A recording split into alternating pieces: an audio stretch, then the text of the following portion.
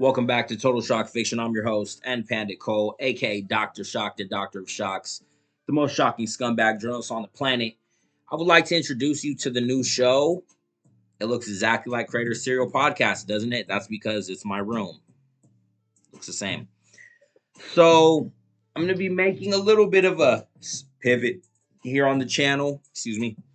And I might still do episodes for Creator Serial Podcast. If you're familiar with my channel, you know I kind of bounce around to different ideas, different stories. I like to stack up podcasts and just create series instead of just one podcast. So, like, you can check out the Scumbag Journalism 101 podcast. I did like 6 episodes of that.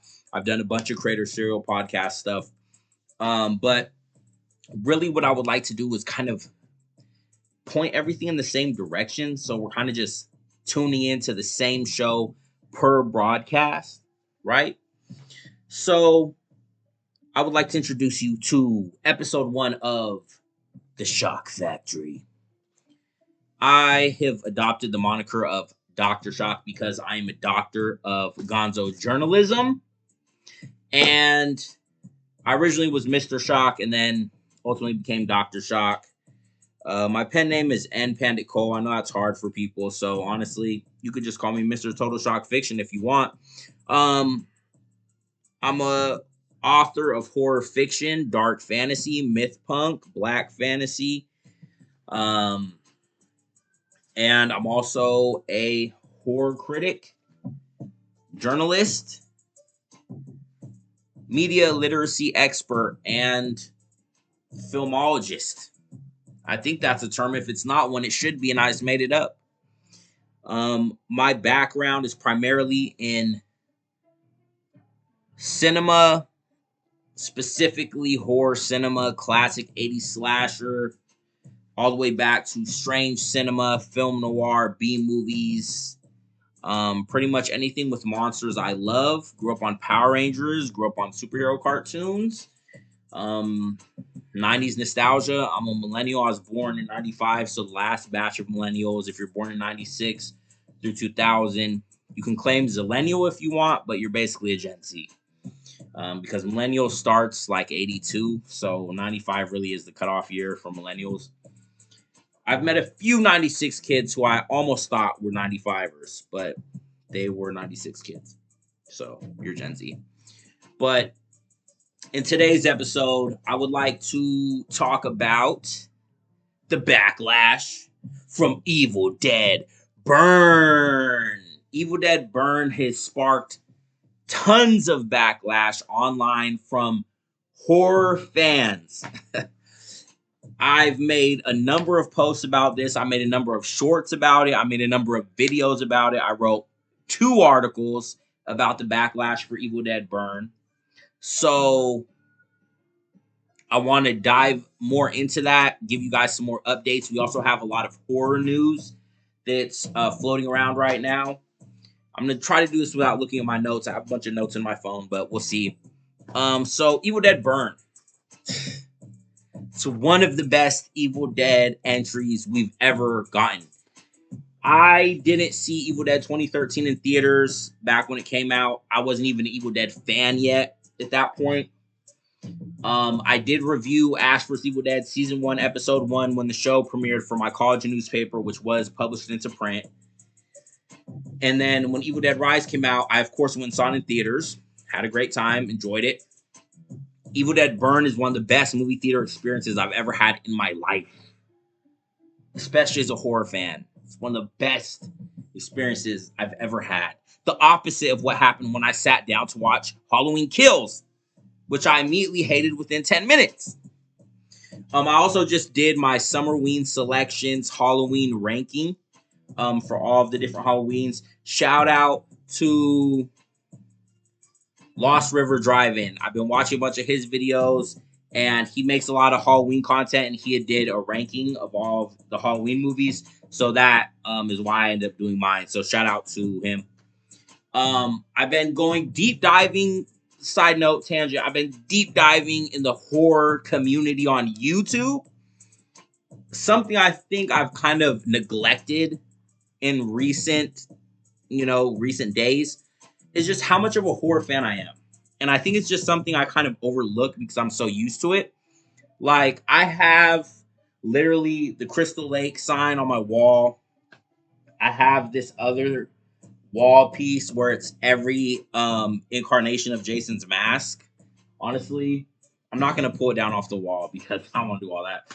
But like, I have that. As you can see, I have my Jason Aloha shirt. This one's kind of small, so I don't wear it that much. But occasionally, I do bust it out because it is a nice shirt.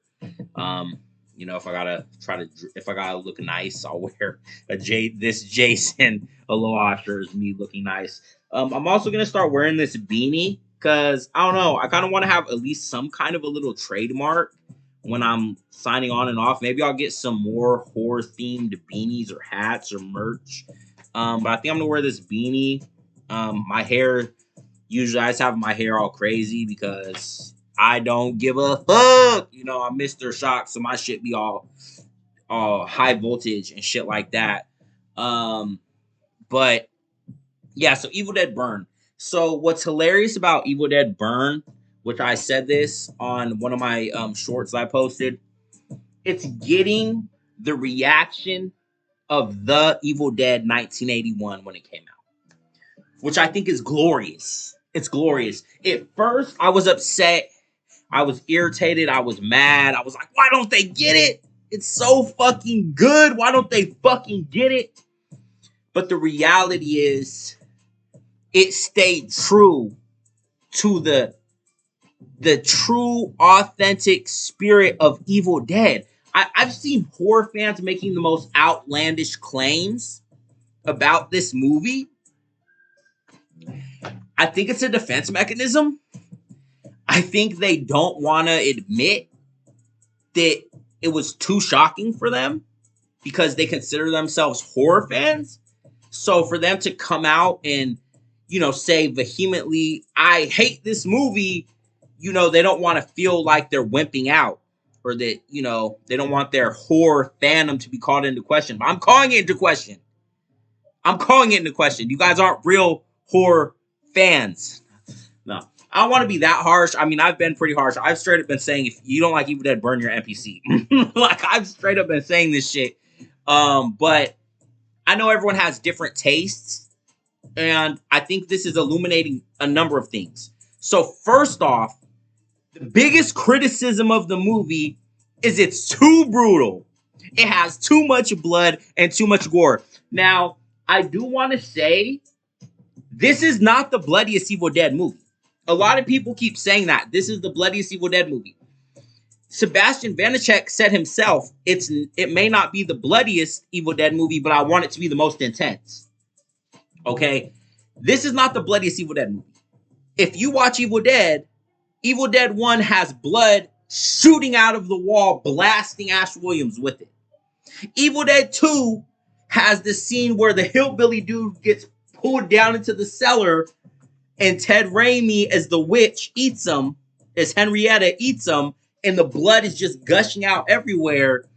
And then Evil Dead 2013, it rains blood, and Mia has the entire final fight sequence against the Abomination in the rain of blood, which is one of the most awesome. I think that's one of the reasons that movie is honestly going to stand the test of time. That blood rain final showdown between Mia and the fucking Abomination. It is the most satisfying final climax of a horror film ever, and it hasn't been touched. It hasn't been touched. And then Evil Dead Burn, they filled up an elevator with blood. That's all fake blood. So this by far is not the bloodiest Evil Dead movie. It might be the most brutal, one of the most gruesome, one of the most grueling, but it's not the bloodiest. It doesn't have the most blood. It has the most fucking fire. Because it is fire. Now, I also want to highlight this. Everyone's saying there's too much CG. There's not that much CG. They're augmenting any movie claiming practical right now. All movies that do practical effects who have $1 million budgets, they're still augmenting it with CG to make it look better. Now, they used real fucking fire. Real fire, bro. I've seen the behind the scenes footage. They used real fire. The fishing lines where the guy gets grabbed in the face by fishing lines and pulls him into the water, they shot that practical. A stunt performer, if not the dude himself, was pulled into the water on a zip line. They pulled that nigga into the water. So that was practical. The end sequence with Will's final form, everyone's complaining about that, saying it's CGI, it looks like shit, it's a terrible character design. It's not CG. That was full practical. That was full practical. They only put CG to make the holes in him. That was full practical. Friends. That was full practical. It was 5 hours he was getting the suit on. That was him. That was full practical. And as far as the character design, he was all charred up and burned up. That's why he was pretty much a skeleton. I don't know if this was intentional, but when I seen it first off, when he steps out of the house, I thought that was an amazing shot. It's one of the most amazing shots in the movie is when Will steps out. And while everyone else was thinking, CG, what the fuck? I did think, oh, that looks like CG because that's how good it looks, but it was practical. They only added CG augmentation. He looks like a skeleton from Army of Darkness. That's a nod to the stop motion skeletons. That's an Army of Darkness nod right there. That was fired. Pun intended. So, not CG. A lot of people said it's too much CG and it's too brutal. I heard people going, well, if you like blood everywhere and people getting tortured by demons, you might like it. As if that's not what Evil Dead is. As if that's not what Evil Dead is. People say it's too brutal. It's not like the other movies. Do you guys watch the other movies? They go, it's not like Army of Darkness. The other Evil Dead movies aren't like Army of Darkness. Even in Ash vs. Evil Dead, it's hilarious. People are getting eviscerated right and left. Right and left, people are being fully eviscerated. Just blood everywhere. People just getting ripped apart, turning deadites. Ash is cutting their heads off with chainsaws. I mean, Evil Dead 2013 starts with the dude. He sets his daughter on fire and then blows her head off with a shotgun. Evil Dead Rise, the kids are fighting the maggot mommy, and she gets turned to a deadite, and the aunt has to kill her own fucking family to fucking fight the deadites and shit. Evil Dead 2, even though it's funny, hella gore, bro. Hella fucking gore. It's Evil Dead, bro. It's Evil Dead. And I didn't hear these complaints from a movie featuring a particular pantomiming clown. I didn't hear these complaints. And those movies are far more horrendous than even what happened in this. The reason why people are so shocked, which this is great for me because I'm a shockologist. I study the phenomenon of shock. Movies that shock, media that shocks, people being shocked. I've produced shock therapy books. This is the Shock Factory. I am a doctor of shocks, a doctor of gonzo journalism. And people are shocked because it's too relentless. That's the biggest difference. This movie sits closer to the original Evil Dead and Evil Dead 2013 than the rest of the franchise. This is not like Evil Dead Rise. What I loved about this was Evil Dead Rise, I call the Evil Dead for casuals.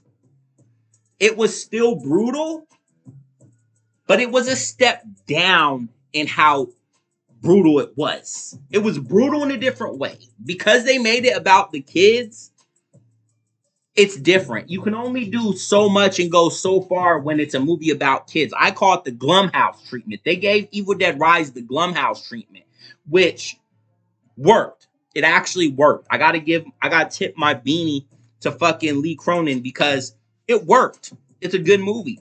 And it opened up the franchise. It was the most successful Evil Dead movie. It opened up the franchise, and that's why we got Evil Dead Burn. That's why we got 2 Evil Dead movies greenlit right after Rise came out, and we're getting 2 new Evil Dead movies within like 3 years. So I don't have no problems with Evil Dead Rise. When I went and seen it in theaters, I was totally satisfied by it. I was like, yeah, it's a step down as far as the overall brutal nature of it, but that's all right because they're gonna do more shit. And look, they gave me Evil Dead Burn. While everyone else was shocked and oh my god, I was kicking my feet in glee and laughing. But I was still going, oh shit, fuck. I was still squirming in my seat, stomping my foot. It's relentless. The whole movie is relentless. Vanacek wanted to capture the visceral violence of American History X. He's using French extremity. French extremity is a specific subgenre of French filmmaking of very brutal, violent films, including one such notable, notorious film called Martyrs. I didn't know Martyrs was French extremity. I showed my friends Martyrs back in the day. I seen that shit on my own and showed my friends that shit, and they was like, what the fuck are you showing us? I've been the doctor of shocks. I've been shocking motherfuckers since I got to this motherfucking planet. And I continue to shock the world now. And that's what Vanacek did. He shocked the world. Everyone thought, more Evil Dead Rise. If you've seen the teasers, you should have knew as a casual, right? You should have known, like, this is not going to be more Evil Dead Rise. This isn't the cheese grater. This is Evil Dead Burn, baby. Like, the Evil Dead Burn was so fire.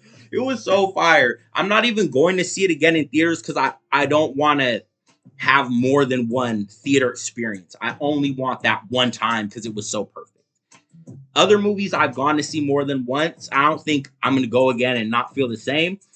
I only want to have that one experience in theaters. So Evil Dead Burn, bro, it's getting this backlash from the horror community saying it's too brutal.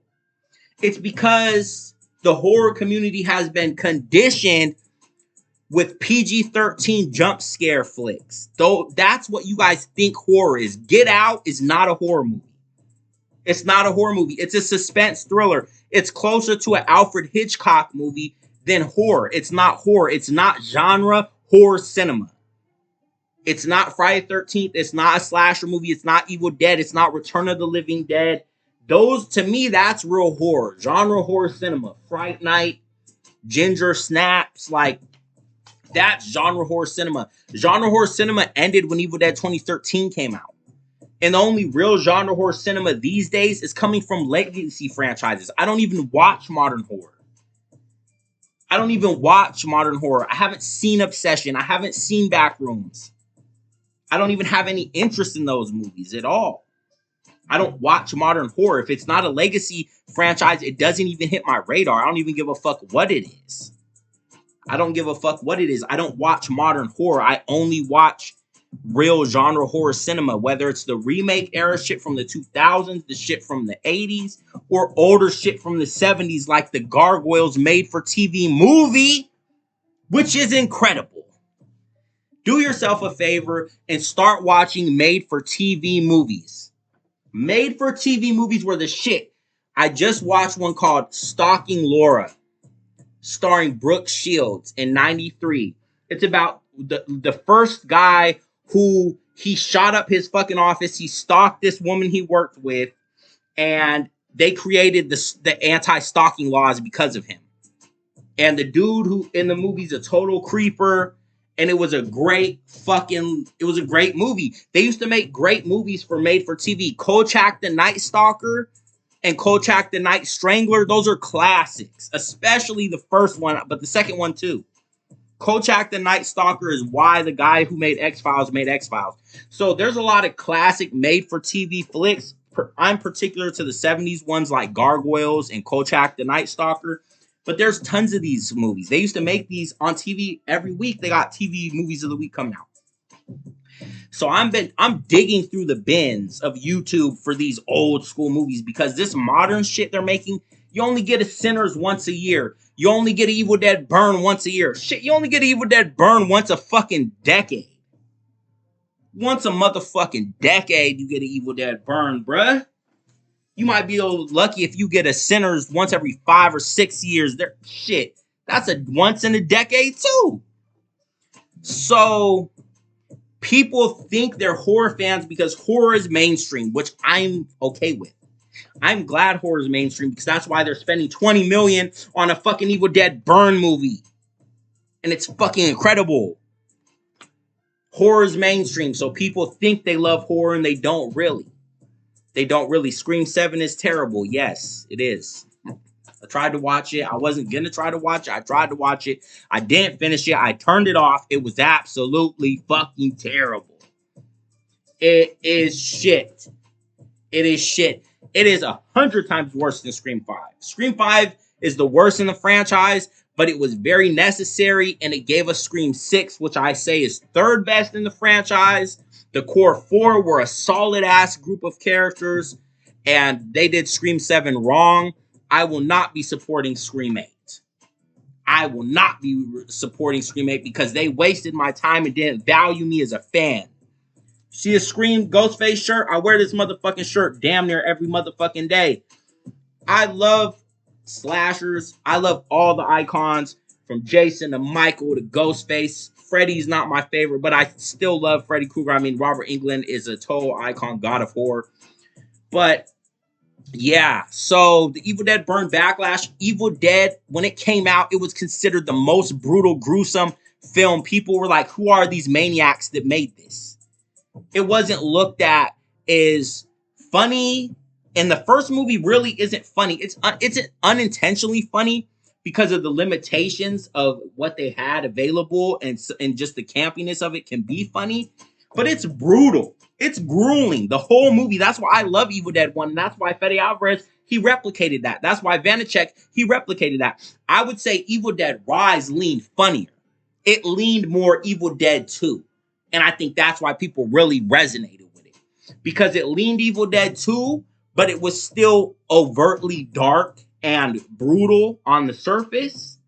And especially for casuals, they're not used to that level of violence. So for them, especially, it was like, oh, but Evil Dead Burn is for a real horror fan, a real hardcore horror fan, a real Evil Dead fan. And I'm not just a gore hound.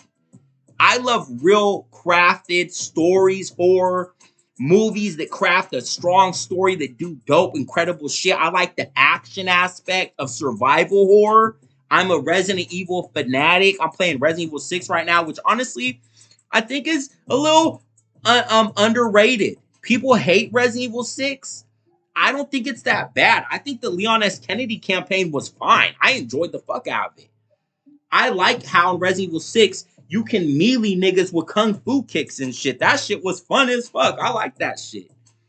And then Chris's campaign is damn near like Resident. It's like Call of Duty on some shit. Like you're like straight up have to shoot niggas. Like it's not even zombies. It's like niggas in Lucha Librador mask shooting at you, and you got to shoot these motherfuckers. Like Scream 6 is underrated. So Evil Dead Burn is Evil Dead, bro. That's the tradition of Evil Dead. To sit here and say it's not Evil Dead, it's not like Army of Darkness, as if Army of Darkness is the only Evil Dead movie. It's not even called Evil Dead. It's called Army of Darkness. Each Evil Dead movie is basically a standalone sequel reboot. They didn't have the rights to Evil Dead 1 when they did Evil Dead 2. That's why they re-show you Ash going to the cabin with Linda, but they get rid of the rest of the characters. Evil Dead 2 is a standalone remake sequel that goes in a different direction. Army of Darkness, it does continue the story from Evil Dead 2, but you could also pick it up on its own, and it's just a guy who got sent back to medieval times. You could watch it by itself. It's the Medieval Dead, Army of Darkness. It's not even called Evil Dead. And then Evil Dead 2013 is a reboot, not a remake, and it's in its own era, its own, timeline. And same with Evil Dead Rise, and same with Evil Dead Burn. Each one is a different entry. And if you look at the whole Evil Dead 1 is brutal. Evil Dead 2 is funny, but still brutal. Evil Dead 2013, extremely brutal. Evil Dead Rise, funny but brutal. More similar to Evil Dead 2, but still a lot more dark and brutal in nature. And then Ash vs. Evil Dead is hilarious, but still very dark. Especially season 1 gets real sinister. And people are getting eviscerated right and left. So The majority of Evil Dead is about the horror, the outrageous shock, pushing the limits, pushing the boundaries. And that's what Vanacek did. I also think US audiences don't have the broader cultural relatability to receive outside cultural motifs. I think how French it is and how French Alice is, I think that's a disconnect. So I hear a lot of people saying they hate the characters, they don't like the characters, they didn't like Alice. And I also think people are used to these cookie cutter characters or these bland characters where they apologize for their traumas or they apologize for being broken or being fucked up. And I think these characters are a little too grounded and real for people. And that's why they don't like it. I think it's showing too much of like, yeah, these are people who are not perfect. Like they have flaws because they're real people. Real people have flaws. And I think people are not able to relate to that because people are used to these characters that are like manufactured on a conveyor belt for them that apologizes for their trauma. People are saying they wanted to see more about Alice's relationship with Will. You're telling me you wanted more scenes of her getting abused by her husband? You guys are saying that's what would have made the movie better? What? Like that would have made the movie better? Why? Why would we need to see that? We could see from the opening scene, he's a douchebag, he's abusive. They show the flashback where he knocks the boiling water on her and try to front like it's an accident. Like, bro, we didn't need more of that. We didn't need more of that. The only critique I'll say is the end loses a little bit of steam. And I think that's because that's the trade-off of the whole movie going so hard. It's hard for you to go from it going that hard the whole movie to going higher. Like, oh, we're going to take this up a notch. So I think it loses steam because it's ending. So I think that was the trade-off of the whole movie feeling like a climax. The climax is a little less astounding than the rest of the movie. And Evil Dead 2013 to me has the best final climax. Evil Dead 2 has one of the best endings in the franchise. Army of Darkness has one of the best endings in the franchise. And I actually really liked Evil Dead Rise's final sequence from the elevator to the fight against the Marauder. I love that shit. I love classic monsters. What I liked about Evil Dead Rise and about Lee Cronin is he likes monsters. He gave us the Marauder. The Marauder felt like a classic fucking monster. They shot that shit mostly practical. And I really dug that. I really liked the Marauder fight. It felt very Resident Evil final boss, which I really liked. I appreciated that Vanacek refused to do the chainsaw final slaughter. I think that was just, he had to subvert that because as a filmmaker, he wanted to do things different and not just follow beat for beat for beat, which is something Evil Dead Rise really didn't have a choice to do. I think Lee Cronin wanted to do all of those nods and everything, but I also think Evil Dead Rise had to do those things or we wouldn't have accepted the movie after 10 years from Evil Dead 2013, which is the best horror movie of the 21st century. I'm going to say right now, there's not a better horror movie that's been made this century than Evil Dead 2013. And the best horror movie of the 20th century, it's between Night of the Living Dead and The Evil Dead 1981. So Evil Dead has the two best horror movies of the last 200 years so far. And Evil Dead Burn is definitely slotting in as like third best. Like, I mean, it's too soon to tell. But Evil Dead Burn is incredible. I understand why people are too shocked. I'm not surprised people are too shocked. It was very relentless. Most people haven't seen Martyrs. Most people haven't seen Don't Let the Right One In, the Swedish version, which was something I heard Vanacek reference as well. And I think he kind of used that vampire influence, especially with the French kissing scene through the window, which was staged incredible. The cinematography for this movie was amazing. I actually liked the characters. I liked the story.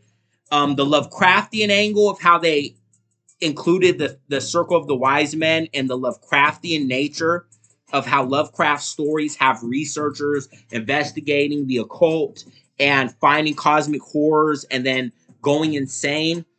That went right over people's heads because most people aren't literate on Lovecraft like that to really know that. Some people might not even realize that the Necronomicon comes from H.P. Lovecraft's stories. And that's what Sam Raimi got it from because he was studying Lovecraft in a mythology class. So that went right over people's heads. Yeah, it was just really incredible. So I just wanted to talk about that. As far as horror news goes, so we had an opening weekend for the newest Evil Dead movie. Within 48 hours, 72 hours, we got the Crystal Lake teaser, an announcement they're making a new Nightmare on Elm Street. There's a new Chucky movie on the way for you Chucky fans out there. Hellraiser Revival is coming out later this year, and it's going to be insane. If you've been following the teasers, the trailers, and the news from when all the people who got to go play the demo with the developers, everyone said it was insane. People were walking out because it was too intense. If you watch the gameplay, it looks totally insane. They basically built a Resident Evil, but it's Hellraiser, which sounds fucking awesome. So there's just horror is on top. Right now, it feels like the 80s superheroes are out. Superheroes are failing at the box office. I don't think Avengers is going to do anything impressive. I have no interest in it. The Spider-Man movie looks all right, but mainly because they have Hulk in there, mainly because they have John Bernthal in there playing Punisher. I mean, they really had to add a lot of shit to it. Back in the day, Tobey Maguire was the sell on a Spider-Man movie, right? Like him being Spider-Man, that was the sell. These new ones, oh, Hulk's in it, Punisher's in it, Daredevil's probably in it, this character's in it, we're doing this in it. It's like they gotta do all this extra MCU shit so you'll even go. And they gotta show you the whole movie in the trailer. Evil Dead Burn showed maybe 15% of the movie in the trailer. Some of the big, real brutal kills were in the trailer, but the storyline, they didn't show none of that. They didn't show none of that shit. They didn't show nothing. These other movies, they got to show you everything just so you'll go see it. So the Crystal Lake teaser, it looks cool. Nothing about it I hated. However, when Dexter Original Sin was coming out, the trailers made it look like it was going to be really good, and it totally sucked. So I'm not totally sold on the trailer. I think A24 gives me hope, not because their recent movies have been good, but because they're a superpower, hit maker, blockbuster builders right now in the current cinema market. So their production backing behind it means they had the resources to make this good. Landing on Peacock, better than shit flicks, so that's fine. Not Peacock doesn't have the best Peacock originals. I think the Ted Show was made well. And then Linda Cardellini, I mean, she's a baddie. She's dope. She's already Velma. She's already done like thrillers and different stuff like this. I'm sure she's done even more horror movies I'm not even aware of. I had the idea for a hot Pam Voorhees, young Pam Voorhees origin story for this franchise years back. I'm not surprised they finally landed on that idea. So as a Friday the 13th fan, I'm hoping it's going to be dope, but I don't want to be disappointed. So I'm not going to get too excited until it comes out and proves that it's dope. Nightmare on Elm Street, honestly, I think the direction for them to go, if Robert Englund's willing to do it, would be getting an actor to do the body and be in the scenes.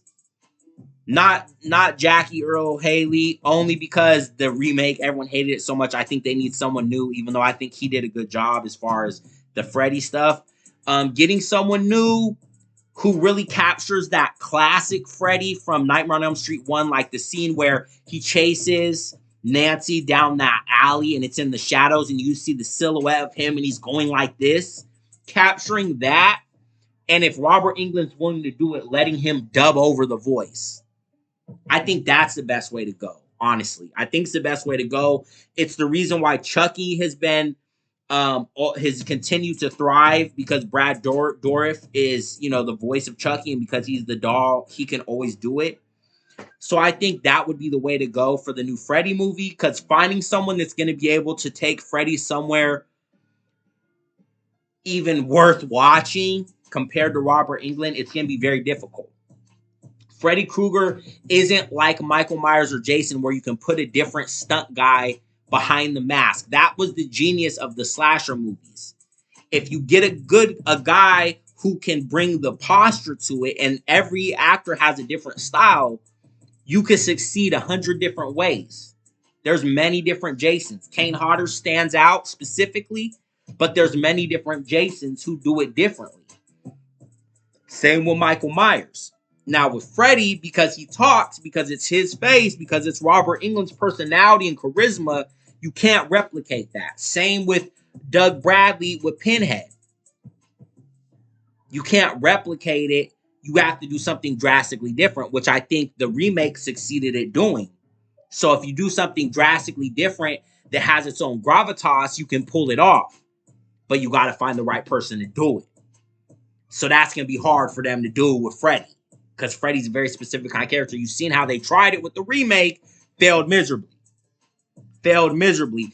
And that was because they focused too much on the trauma stuff. The subtext of Freddy, I didn't even realize the true nature of his crimes as the Springwood slasher, because I just always remember watching it and just, he's a slasher. So it's like, we don't need to harp on the subtext of what they were addressing with his character like they did in the remake. Let's just do the slasher shit. Like, let's do the slasher shit. No one wants to see that weirdo, creepy shit. Like, that's not it. Like, that's not what we want to see. I don't know who greenlit that script. I don't know how that script hit screens. I remember when they started showing the trailer, it looked like it was going to be so dope, and it's just terrible. It's terrible. I've tried to rewatch it a few times over the years. Not recently, because the last time I watched it, I didn't even finish it. I was just like, this is just trash. And they had all of the special effects and the good CGI and everything to where they could have did something with it, and it's like, nah, bro. Like, Freddy's last outing was Freddy vs. Jason. Like, that was the last outing for Freddy. Jason won. For my Fred heads out there, Jason won. Okay? Jason won. I'm definitely Voorhees all day. It's Voorhees all day. So it's a really great time to be a horror fan. Horror is at the mainstream, pulling in $500 million off of indie flicks, coming off of YouTube, right? From independent YouTube producers, or making horror movies that are making more money than Star Wars. So horror is in a great place right now. We have a lot of big budget franchise reboots on the way. Some already coming out this year, some in development. Evil Dead Wrath dropping in 2028. Halloween 50 H50 supposedly is in development for 2028 for the 50-year anniversary movie. So, and the Halloween game actually looks cool. Now, the Halloween game at first didn't really look that great. And I was like, okay, they did Texas Chainsaw, they did Friday the 13th, now they're going to do Halloween. But what looks cool about it is getting to play as Michael, going through the storyline of escaping and then going around killing. That looks cool. Like, that's a sell on that game. That looks dope. Like, getting to play a story mode as Freddy, I think they should have did that with Jason. I don't know if Jason had a story mode, which seems obvious. Why wouldn't you guys do a story mode for these slasher games? Like, that's better than multiplayer. I don't really like the whole multiplayer setup where you have to find other players and you can hide. Like, I never liked that. I used to play that Dead by Daylight game or whatever, but like on my phone, I got into that for a little while, but I didn't really like the Friday the 13th game playing it. Like, I would rather play a story mode and just get to be Jason. Like how they did with Wolverine. I want one of that where you get to be Jason. So I think the games, the survival horror games, is really a good lane for these franchises, for some of the ones to where they don't have movies queued up right now. Like with Hellraiser specifically, they were able to bring back Doug Bradley to be Pinhead again, and this game looks totally insane. They're able to explore realms and dimensions. I think Clive Barker directly was part of the development of it. So it just looks really awesome. It looks really fucking awesome. There's just a lot of cool shit to be excited about right now as a horror fan. Like, straight up, there's a lot of cool shit to be excited about. I'm really diving in on YouTube with like horror channels and horror themed channels. So honestly, I am probably gonna end up doing a video of giving like my top horror channels of like people that have good horror content, because there's some really good horror influencers, and honestly, I just watch their shit all day. I don't watch other shit. I'll watch movies if I find a good movie to watch. I've been watching Don Dohler's flicks right now. If you don't know who Don Dohler is, Don Dohler made a bunch of low budget, guy in a monster suit, backyard shot regional horror flicks back in the late 70s and 80s. Alien Factor, Night Beast. He did another one, Galaxy Invader. And those movies are all available on YouTube, and they're incredible. They're incredible. Night Beast specifically, I think, is even a step above Alien Factor in a lot of ways, to where I think it's really solid. Honestly, I think it's really solid. Like, it's iconic level solid. I mean, these are regional flicks. You know, it's the kind of movies they might have played on like Mystery Theater 3000 and shit like that. But I really like shit like that, you know, where it's low budget and just really in the mud and, you know, not overly produced. That original Evil Dead vibe. I mean, the original Evil Dead is so iconic because it was Sam Raimi's innovative genius that makes that like a million times better than it has any right to be. But for like some of these other films and stuff like that, like the Don Dohler stuff, I think he's really innovative with his approach to these concepts that he's doing in these movies. And like I said, I really love that Gargoyles 1972 movie. Do yourself a favor, watch that shit at night in the dark and get trippy, and because it's fucking, that shit's scary, bro. That shit had me freaked out. I was like scared. Like, that shit had me scared. So yeah, guys, this has been the episode 1 for Shock Factory. I'm basically just gonna turn this into like a horror show. So not even really like podcast, more so is just like a show. So, you know, I might fuck around and do some skits or some shit. I don't know what as far as that's concerned. But this is basically me tuning in as your broadcaster on some old school horror host type shit. And I'm just a scumbag journalist slasher junkie, right? Like, that's my theme. I'm a scumbag journalist. I'm a doctor of gonzo journalism. I'm a scumbag journalist. I'm a horror author. And I'm a slasher junkie and a media literacy expert. I have articles, like literally hundreds of articles, hundreds of short stories, over 30 books on Amazon. Total Shock Fiction. You can Google Total Shock Fiction. The books will come up. You can go check out my Substack, mrshock.substack.com, which is basically like old school Fangoria. You know, it's literally my magazine publication. I do hella articles on there. I just did an article about the climate of horror. I did my Evil Dead Burn review, and I did a follow-up to that already. And then I have a bunch of my stories on there. I have the links to all my books. You can get Thora, the Thunder Goddess. You can get Cracked Stone Over Miserable Tides. Black Fantasy Saga, all of these books that I have on Amazon, those are all available. So until next time, as always, throw up the shocker if you love the Shockverse. Stay shocked.